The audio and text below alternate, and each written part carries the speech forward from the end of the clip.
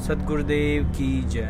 Video को like share comment ज़रूर करें और चैनल को सब्सक्राइब करना ना भूलें। क्या शुभ नाम है जी आपका? मेरा नाम महेंद्र दास है। गांव धनाना, जिला सोनीपत, हरियाणा का रहने वाला हूं और मैं संत रामपाल जी का छोटा भाई हूं नाते में। संत रामपाल जी महाराज की शरण में आने से पहले आप कौन सी भक्ति करते थे? वैसे तो भक्ति की रुचि बचपन से ही थी, फिर महाराज जी का बचपन से ही साथ मिलने से हनुमान जी की भक्ति, भगवान शिव के व्रत रखना, शिवलिंग पे जल चढ़ाना, वह भगवान विष्णु जी को विशेष रूप से मानता था, भगवान श्री कृष्ण जी को। जो आम हिंदू लोग करते हैं वही भक्ति हम करते थे। फिर मैं नौकरी लग गया, गुरु जी संत रामपाल जी से मैं दूर हो गया। मैं चंडीगढ़ रहा 8 साल, वहाँ जाकर के रुचि भी खत्म हो गई। संत रामपाल जी महाराज की शरण में कैसे आए? फिर मैं 1991 में चंडीगढ़ से रोहतक आ गया और एसपी रोहतक का मैं ड्राइवर लग गया। मेरी पुलिस डिपार्टमेंट में नौकरी थी और महाराज जी पहले सिरसा वगैरह में पोस्टेड थे जूनियर इंजीनियर की, और गुरुजी फिर रोहतक में पोस्टेड हो गए। गुरुजी और फिर मिलना जुलना शुरू हो गया। और गुरुजी लंच टाइम में मेरे पास रोजाना आते थे, लगभग 4 महीने लगातार आए और सत्संग की, भक्ति की बातें बताने लगे कि भक्ति करनी चाहिए, भक्ति से दुख दूर होते हैं, सुख मिलता है, मोक्ष मिलता है। लेकिन मेरी रुचि विशेष नहीं थी और मैं महाराज जी को मना भी नहीं कर सकता था कि मेरे पास क्यों आए, क्योंकि बड़े भाई साहब थे। तो मैं अंदर से दुखी बहुत था कि रात को ड्यूटी करते हैं, दिन में ये आगे बैठ जाते हैं। लेकिन एक दिन मैंने कह ही दिया कि भक्ति में कुछ नहीं रखा, काम करो और बच्चों का पालन पोषण करो, इससे बड़ी कोई भक्ति नहीं है। फिर गुरु जी ने धीरे धीरे आना बंद कर दिया। फिर मेरे जीवन में एक ऐसी घटना घटी, 1992 की बात है कि मैं एक डीआईजी को लेकर के मधुबन गया हुआ था, पुलिस ट्रेनिंग सेंटर के अंदर। रात को वहाँ ठहरे, मैं सुबह सोकर उठा तो मैंने देखा, मैं चारपाई पर लेटा हुआ, मेरी आंखें खुल गई। तो लेटे लेटे मैं क्या देख रहा हूँ कि मेरे पैरों की तरफ उस मकान यानी कमरे में 2 खिड़कियाँ थी। एक खिड़की में महाराज जी कम से कम 8-10 फीट ऊपर आसमान में बैठे हैं। वो सीन मुझे आज तक याद है। काले रंग के चश्मे लगा रखे थे, लाइनिंग वाला शर्ट, काली पैंट, और ऐसे बैठे हैं जैसे पद्मासन होता है, हाथ जोड़कर। तो संत रामपाल जी की तरफ 2 पैर दिखाई दे रहे हैं, घुटने से नीचे बिल्कुल लाल रंग के, जैसे सूर्य सुबह निकलता है। तो मैं देख कर डर गया। मैंने अपनी घड़ी देखी, द्वार पे एक घड़ी लगी हुई थी, उसको देखा भी 7 बज गए हैं। दूसरी खिड़की से देखा तो शहतूत का पेड़ है, चिड़िया बैठी हैं। लेकिन मैं ये सीन क्या देख रहा हूँ, कम से कम 5 मिनट मैंने सीन को देखा।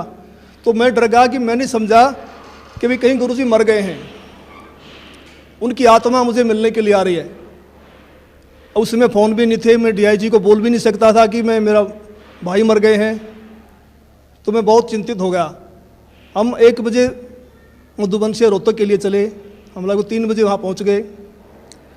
मैं गाड़ी खड़ी करके सीधा मकान पे गया, गुरुजी के मकान के ऊपर। तो जाके मैंने देखा गुरुजी ठीक ठाक मिले, मन में शांति हुई। तो गुरुजी ने पूछा भी कैसे आना हुआ आज दिन में, कैसे टाइम मिल गया। तो मैंने घटना के बारे में बताया। मैंने कहा जी मैंने तो ऐसे ऐसे एक घटना देखी सुबह सुबह, मैं डर गया कहीं आप मर ना गए हो। तो महाराज जी ने कहा कि मेरे स्वरूप में कबीर परमेश्वर आए थे और अब आपको भक्ति मिल जाएगी। तो मैंने कहा जी मैं तो ड्रिंक्स वगैरह कर लेता हूँ, वो छूटती नहीं, भक्ति कैसे करूँगा। तो गुरुजी ने कहा जा आज के बाद नहीं पिएगा। तो उनके एक शब्द से ऐसी दीवार खड़ी हो गई कि आज 1992 की बात है, आज 2013 हो गया, यानी लगभग 21 वर्ष हो गए। वो आज तक मैंने शराब को छुआ तक नहीं है। तो उसके बाद गुरुजी ने अपने गुरुजी से मुझे नाम दिलवाया, संत राम देवानंद जी महाराज से। उस समय गुरुजी को आज्ञा नहीं थी नाम की। मैं भक्ति में ज़रूर लग गया क्योंकि महाराज जी बताते थे कबीर साहब पूर्ण परमात्मा हैं, इनसे सबसे ऊपर हैं। तो मैंने उनको उदाहरण दिया कि पुलिस में तो ऐसे होता है। उस समय पुलिस वाले बहुत नाजायज़ किया करते। कोई कहता मैं फलां का सिपारसी हूँ, उसको पकड़ लिया तो उसकी कुटाई कर देते थे, फ़ोन आता छोड़ देते, हमें नहीं पता जी आपका था। कहीं ऐसा ना हो कि ये नीचे देव देवता हमें कूट दें और जब तो कबीर साहब ऊपर से आएँ। लेकिन मैं लगा जरूर रहा, लेकिन विशेष विश्वास नहीं था भी कबीर साहब पूर्ण परमात्मा है। तो महाराज जी ने कहा कि आप ये नाम जपते रहो, इन नाम से आपका विश्वास हो जाएगा। तो फिर 1994 में गुरु जी को आज्ञा होगी नाम की। फिर महाराज जी ने दोबारा से हमारे को नाम दिए, फिर सार नाम दिया। मैं भक्ति में लगा रहा, लेकिन कबीर साहब के बारे में मैं पूछता था कि वेदों में दिखाओ, गीता जी में दिखाओ। तो महाराज जी कहते समय आने तो सब कुछ दिखाऊंगा मैं, अब ये करते रहो। तो फिर ऐसी घटना घटी कि एक दिन मैं सोया हुआ था और मेरी आत्मा निकल के ऊपर ब्रह्मांड में चली गई, बहुत ऊंचाई पर। वहाँ विष्णु भगवान खड़े हैं श्री कृष्ण जी के रूप में, उनके सिर पर ऐसे मोर का चंदा है, मोर मुकुट है, और मेरे से कह रहे हैं कि जिस भक्ति पे आप लगे हो ये भक्ति बड़ी कठिन है, ये मार्ग बड़ा कठिन है, अगर इतना आसान होता तो सभी यहाँ से निकल जाते। और एक बात का ख्याल रखना, मेरे भक्तों को मत तोड़ना। जैसे मेरी आत्मा, मेरा सूक्ष्म शरीर मेरे शरीर में आया तो मेरी आँख खोली तो मेरा सारा शरीर पसीने से भीगा हुआ था, और मैं बिल्कुल सर्दी का महीना था, मैंने कपड़े चेंज किए पसीना पोंछ कर, और मैं सुबह उठ करके अपनी ड्यूटी पे आया तो महाराज जी से मुलाकात हुई। मैंने महाराज जी को बताया कि ऐसे ऐसे घटना घटी रात को। तो महाराज जी ने कहा कि आपको विश्वास नहीं हो रहा था कबीर साहब के बारे में, और आप कृष्ण जी को ज़्यादा मानते थे, इसीलिए कृष्ण जी के मुख से ही आपसे कहलवा दिया गया है कि ऊपर और शक्ति है और रास्ता है। तो उस दिन के बाद मैंने पीछे मुड़ के नहीं देखा, और फिर मैं सही ढंग से भक्ति करने लगा। सर, संत रामपाल जी महाराज से नाम उपदेश लेने के बाद आपको क्या क्या लाभ हुआ? पहले मैं संसारिक लाभ बताऊंगा आपको, खासकर शरीर के लिए। जब मैंने गुरु जी को गुरु धारण कर लिया और मैं भक्ति करने लगा, लगभग 1999 की बात है, उस समय मेरी आयु 41 वर्ष थी, 41 ईयर, और अब मेरी 55 साल की हो चुकी है, 55 ईयर्स ओल्ड। तो मैं रोहतक में एक रेलवे रोड का नाम है बाज़ार में, वहाँ एक लाला जी के पास बैठा हुआ था। वहाँ एक लड़का मेरे से मिला। वो लाला जी ने, उसका नाम फकीर चंद जी थे, उन्होंने कहा कि ट्रिपल MA है और इन्होंने ज्योतिष शास्त्र से भी MA किया हुआ है। तो मैंने उसको भक्ति की बात ही समझानी चाहिए, तो उसने कहा जी एक बार अपना हाथ दिखा दो। तो उसने मेरे हाथ देखे दोनों, पहले दाहिना हाथ देखा, कहने लगा आपकी आयु कितनी है? मैंने कहा मैं 41 वर्ष का हो चुका हूँ। तो उसने कहा आपके भाग्य में लिखा है 40 वर्ष से लेकर 45 तक बिल्कुल बेड के ऊपर बीमार अवस्था में लेटना, और आपको फला बीमारी लगेंगी। फिर मैंने कहा मैं तो 41 का हो चुका हूँ, मुझे तो कुछ भी नहीं है। कहने लगा 1 साल का धोखा भी हो सकता है, आपको ज़रूर होगा। तो मैं कुछ चिंतित तो हुआ, लेकिन फिर उसने मेरा बायां हाथ देखा और कहने लगा आपकी पत्नी जिंदा है? मैंने कहा वो तो जिंदा है। कहता हो ही नहीं सकता। मैंने कहा मैं सुबह घर से आया था जब तू जिंदा थी, अब मर गई हो तो मैं कुछ कह नहीं सकता। लेकिन वो तो उसने कहा भी ये कैसे असंभव हो रहा है? तो मैंने उनसे कहा भी हम पूर्ण सतगुरु की शरण में हैं, सच्चे मंत्र का जाप करते हैं। हमारे सतगुरु कहते हैं कि भी तिल घटे ना मासा बढ़े वेदना लिखे जो लेख, सच्चा सतगुरु मिटा के ऊपर मार दे मेघ। हमारे सतगुरु ऐसे कर देते हैं। तो फिर मैंने 6 महीने के बाद फिर मुझे एक ऐसा ही और ज्योतिषी मिला। मैं जैसे पुलिस लाइन में गाड़ी का वायरलेस सेट ही करवाने के लिए गया, उस वर्कशॉप में एक इंस्पेक्टर थे इंचार्ज, वो अपनी टेबल पर ज्योतिष शास्त्र की किताब खोल के बैठे हुए थे। मैंने उनसे वही प्रश्न किया भी इसमें क्या रखा, भक्ति करो ना सच्चे नाम की। डिस्कस हुई हमारी। उसने कहा भगत जी ऐसी बात नहीं है, ये पूर्व जन्म के लेख होते हैं, भक्ति अलग चीज़ है, ये भी सत्य होते हैं। तो उसने मेरे फिर हाथ देख लिए, मेरे जो बातें उसने बताई थी वही बातें उसी ने दोहराई। तो फिर मैंने गुरु जी से प्रार्थना की, मैंने कहा जी ऐसे ऐसे बताया दो ने। तो संत रामपाल जी कहने लगे कुछ नहीं होगा, परमात्मा लेखों को मिटा देता, भक्ति करो। तो संत रामपाल जी की दया से, इनकी सच्ची भक्ति से उस पीरियड के दौरान मेरे को जुकाम तक नहीं हुआ, बुखार तक नहीं लगा। और आज मैं 55 वर्ष का हो चुका हूँ, मेरी पत्नी भी जिंदा है। और मेरी जो घरवाली थी उनका नाम राजबाला है, और वो भक्ति में विशेष रुचि नहीं रखती थी, वो किसी को भी नहीं मानती थी, बस अपने काम धंधा करती थी।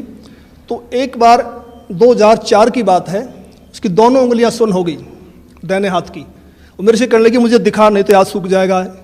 को पड़ोस के कह रहे थे एक हाथ सूख गया, ऐसे ही बीमारी लग गई थी।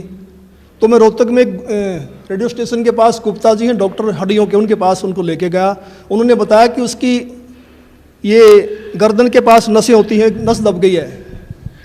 तो उन्होंने एक्सरे लिया, दवाई दे दी, 2 महीने इलाज चलता रहा, कोई फ़र्क नहीं पड़ा। तो मैंने अंदर गुरु जी से प्रार्थना की, संत रामपाल जी से भक्ति करते समय कि गुरु जी अगर ये हाथ सूख गया तो बुढ़ापे में हम तो रोटी बगैर भी रह जाएंगे, परेशान होगी, कोई दया करो। तो जैसे मेरा ध्यान लगा हुआ था, श्रवण करते करते वैसे आंख बंद हो गई, तो मुझे गुरु जी खड़े दिखाई दिए और कहा कुछ नहीं होगा बेटा, ठीक हो जाएगी। तो मैं कुछ दिन के बाद ड्यूटी से छुट्टी लेकर घर गया। मैंने उससे पूछा भी आपकी उंगलियां ठीक होगी? उसने कहा वो तो ठीक होगी। मैंने कहा ये गुरुजी ने की है, मैंने प्रार्थना की थी। कह लगे नहीं मैं तो दवाई से ठीक हुई हूँ। तो मुझे बड़ी निराशा हुई। तो कुछ यानी 2005 में उसके दाहिने पैर में बहुत जोर का दर्द शुरू हो गया। मैं उसी डॉक्टर के पास फिर लेके गया, गुप्ता जी के पास।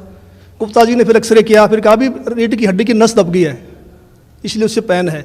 उसने दवाइयाँ दे दी 1 सप्ताह की। मैं दवाई दिलवा करके बरवाला में सत्संग चल रहा था गुरुजी का, उसमें आ गया। तो उसने फ़ोन करवाया चौथे दिन, कह लगी मुझे कोई आराम नहीं है और मैं तो मर रही हूँ, तो तू सत्संग में धक्के खाता फिर रहा है, क्या रखा है सत्संग में, आ करके मुझे दवाई दिलवा। तो मैं गुप्ता जी के पास गया, वहाँ उसका रिकॉर्ड लेकर के। गुप्ता जी ने कहा भी अब तो इसका ऑपरेशन होगा और कोई इलाज नहीं है। तो ऊपर से इलेक्शन थे हरियाणा में 2005 फरवरी में। तो मैंने कहा जी 1 सप्ताह इलेक्शन का, हमें छुट्टी नहीं मिलेगी, आप ऐसा कर दो, ऐसे इंजेक्शन लिख दो, कितने ही महंगे हैं, जो 10 दिन निकाल दें, फिर मैं ऑपरेशन करा लूँगा।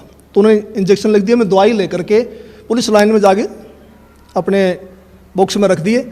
सुबह ड्यूटी करके फिर जाऊँगा घर।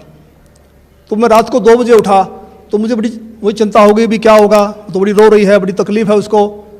तो मैं भक्ति करके सुबह का नित्य नियम करके अपने सुमन करके मैं दोबारा सो गया। और सोते समय मैंने प्रार्थना की कि हे परमेश्वर, हे गुरुदेव, ठीक तो आप ही करते हो, अब की बार ठीक भी करो और ये एहसास करवाओ कि आपने ही किया है, करने वाले तो आप ही हो। तो मैं ड्यूटी करके शाम को 5 बजे घर गया। तो वो अपने काम धंधे में लगी हुई थी। मैंने उससे पूछा भी मैं तो 1000 रुपये की इंजेक्शन ले यार, तू ठीक है तो फ़ोन कर देती, इन दवाइयों को मैं वापस कर देता। तो उसने कहा मैं तो ठीक होगी। मैं कैसे हुई? कह लगी मैं सारी रात रोती रही, 3 बज गए, मैं दीवार के ऐसे कमर लगा के रो रही थी। तो मुझे गुरुजी दिखाई दिए, मेरी आंख बंद हुई कुछ सेकंड के लिए। तो गुरुजी ने ऐसे हाथ किया, ठीक हो जाएगी बेटी, कोई बात नहीं। कहता उसी समय मेरा रोग बिल्कुल ख़त्म हो गया। तो फिर मैंने कहा आप तो भक्ति करेगी ना? कहने लगे हाँ अब करूँगी। तो आज तक उसको दर्द दोबारा नहीं हुआ है। और अनेक गुरुजी ने हमें सुख दिए। सबसे बड़ा तो मानसिक सुख होता है, मानसिक शांति, वो हमारे को संपूर्ण रूप से मिली हुई है। एक दिन संत रामपाल जी करनाल के अंदर एक भगत के घर गए हुए थे।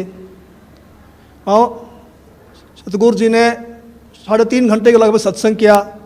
जब चलने लगे तो एक औरत ने, जो काफ़ी बुजुर्ग थी, कोई 65 साल के करीब उनकी उम्र रही होगी, उन्होंने कहा कि जी मैं आपसे कुछ बात करना चाहती हूँ। तो गुरुजी ने कहा ठीक है पूछो। तो उसने कहा जी आपने जैसे सत्संग समाप्त किया तो आपके ऊपर से कमल के फूल पर बैठा हुआ सफ़ेद परमात्मा निकल के गया है, मानव सदर्श, और मैं कमल की पंखड़ी को बहुत दूर तक देखते रही ऐसे। तो संत रामपाल जी ने कहा फिर आपकी क्या सलाह है नाम लेने की? तो उसने कहा मैंने तो गुरु बनाया हुआ है राधा स्वामी व्यास से, और मैं तो मंदिरों में भी जाती हूँ, देवताओं की पूजा भी करती हूँ। तो महाराज जी ने कहा देखो उनके फूटे भाग, ये सच्चाई को देखकर भी नहीं मान रही हैं। तो फिर हम चल पड़े। उस समय गुरु जी के पास सुमो गाड़ी होती थी, हम दिल्ली साइड में जा रहे थे। मैंने महाराज जी से प्रश्न किया कि महाराज जी परमात्मा का भी अजीब खेल है, जो ढूंढ रहे हैं उनको दर्शन नहीं दे रहे, और जिनको दर्शन दे दिए, जो इनको प्रकट होके बता गए, वे इसको मान नहीं रहे। ये कि परमात्मा की क्या लीला है। तो महाराज जी ने कहा ये बुद्धि से परे का विषय है और इसको आप नहीं समझ पाएंगे। फिर मैंने कहा जी बताओ, दया करो। तो संत रामपाल जी ने बताया कि ये औरत 600 वर्ष पहले जब कबीर परमेश्वर आए थे, उनकी शिष्या थी। इन्होंने लगभग 5-6 महीने भक्ति की, फिर इन्होंने नाम छोड़ दिए। उसी प्रथम मंत्र के प्रभाव से इसको मानुश्री मिलते आ रहे हैं, भक्ति में रुचि है। अब ये समझ रही है कि जो मेरे को छोटा मोटा लाभ मिल रहा है ये देव देवता या मेरा पुराना गुरु दे रहा है, जो उन्होंने बनाया हुआ है, उसको डर के मारे नहीं छोड़ना पा रही। तो मैंने फिर प्रश्न किया कि महाराज जी मैंने तो ये पूछा है कि इनको दर्शन क्यों दिए? तो गुरु जी ने कहा, संत रामपाल जी बोले कि परमात्मा किसी की उधार नहीं रखता। ये कल को मरेगी, नरक में जाएगी, वहाँ उसको बड़ा कष्ट होगा। जब आत्मा रोती है तो परमात्मा को आना पड़ता है, मन की नहीं सुनता परमात्मा। तो फिर ये आत्मा वहाँ सवाल करती है कि जी आपकी भक्ति का हमें ज्ञान नहीं था, हमने भक्ति तो बहुत की।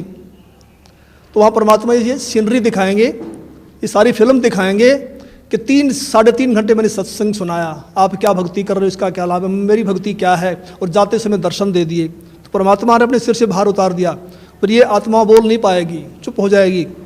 तो मेरा भगत समाज से यही बार बार निवेदन है कि ऐसा मौका बार बार नहीं आता, तो संत रामपाल जी की शरण में आकर के अपना आत्म कल्याण